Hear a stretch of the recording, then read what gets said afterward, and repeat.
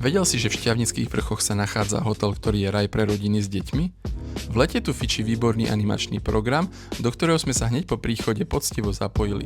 Plnili sme úlohy, zbierali odmeny a pritom sa neskutočne bavili.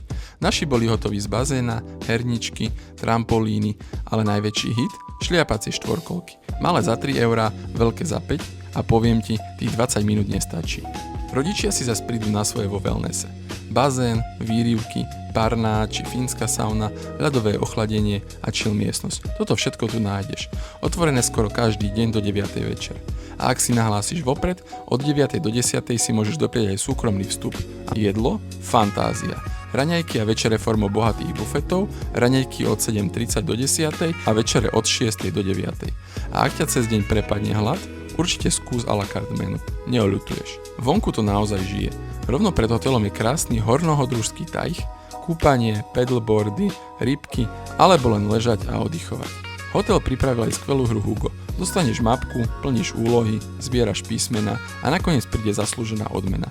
A ak máš doma malého dobrodruha, určite choďte na jeden z 3 geocaching okruhov v okolí a objavte poklady. V areáli je aj tenisové či multifunkčné ihrisko, trampolíny, dokonca aj workout zóna s prelieskami pre deti a posilka pre veľkých. A nezabudni na lanovku.